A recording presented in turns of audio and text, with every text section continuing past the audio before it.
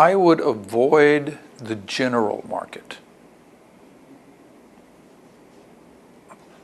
Avoid index funds. An index fund means you're buying everything. If you want to invest, then buy specific stocks that you've done your homework on, that you've done your research on, and you think, I believe this company earnings 5 years from now are going to be significantly higher than they are today. And I think even in the face of an economic global slowdown, this company's still going to prosper. One of the best groups of stocks last year was a Japanese group. Almost anything to do with Japanese robotics went up. I mean, is that a market you follow, a robotic index in Japan? Yes, but if robotic stocks in Japan were up, I think it was like 30 or 40%. It was a nice move. And when you think about it, the Japanese are going to need robots, but they're very good at doing this. That's one of their. They've got a group of companies that are very, very good at this. I think certain biotechnology companies are going to discover things that the world is going to benefit from. You know, I invest in some biotech stocks.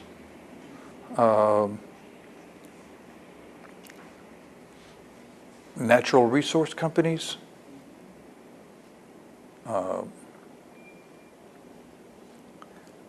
I think I would rather focus on energy rather than commodities. Unless it's, I mean, if there is a global slowdown, copper, for instance, you would expect to suffer. So you don't want to be buying copper producing companies. But I think the world demand for energy is going to at least stay steady, if not continue to grow. So good energy producing companies. I want income. I want value. I don't want to buy a stock that's already doubled in the last year. I want to buy a stock that the world is ignoring, but they shouldn't be. You can make 6 or 7% a year. And maybe, just maybe, that's what you should think about doing, rather than trying to make 30 or 40% a year or double your money. You're not going to do that. Now, out of every 1,000 people, there'll be 3 that do it. But the other 997 probably aren't. Those are long odds.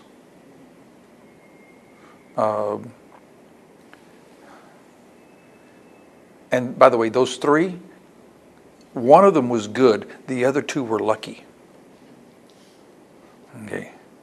So, I mean,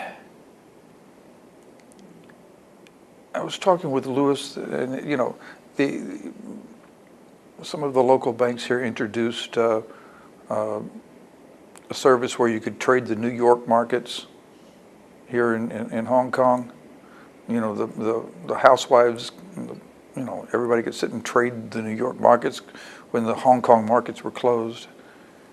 And I sit and look at that and I go, really?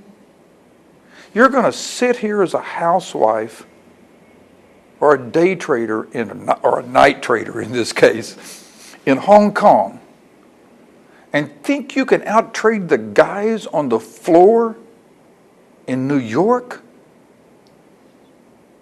You think you can trade with the hedge funds and the high-frequency traders? You're kidding yourself. And the same thing goes in reverse. You can't sit in New York and trade the Hong Kong market. You're a fool if you do, because you don't know what's happening. You don't even know what the weather's like in Hong Kong, in New York. How would you know what's happening if there was a crisis or what? You don't know what's moving the markets from there. Trade what you know. Do what you know. Research it. I mean, if you want to gamble, I guess that's okay. But you've got to be very, very careful. We as humans have something called endorphins. And when something good happens, we get an endorphin rush. When something exciting happens, we get endorphin, and that makes us feel good. And it's why there are gambling addictions. And they give drugs to gambling addicts to help control their need for this hormone that kicks in. Because they just need the excitement. They need, and that excitement releases, it's an addiction. I would suggest, anyway, figure out what you're good at and do that. And maybe you're good at something that has nothing to do with the stock markets. But go do that, make your money and save it and invest it and let it grow. And let it compound at 6, 7, 8% a year. And in 8 or 9 years it doubles, and then it doubles again, and then it doubles again. Do you know how to, in 10 years, I can tell you how to be in the top 10% of all investors. It's really very simple. All you have to do is be in the top 50% every year for 10 years. And you'll end up being in the top 10%. So you just have to be better than average. But everybody tries to be in the top 10%. And they take the risk to try to be in the top 10%. And if you look at the people who are in the top 10%, very few of them repeat.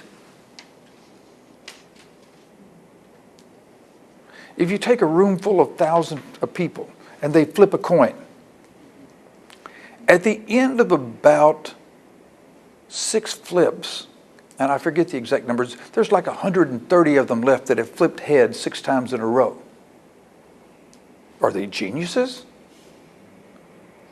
But if it was they had picked 6 stocks or 6 years in a row, we'd say you're a genius and you're now a hedge fund manager and we're going to give you a lot of money to manage. Right? They just flipped heads. I mean, they're not doing what more than random chance would say that you should do. Just be better than average and do it every year. And you end up, at the end of the game, being the big winner. Figure out what to do best. Figure out how not to lose money.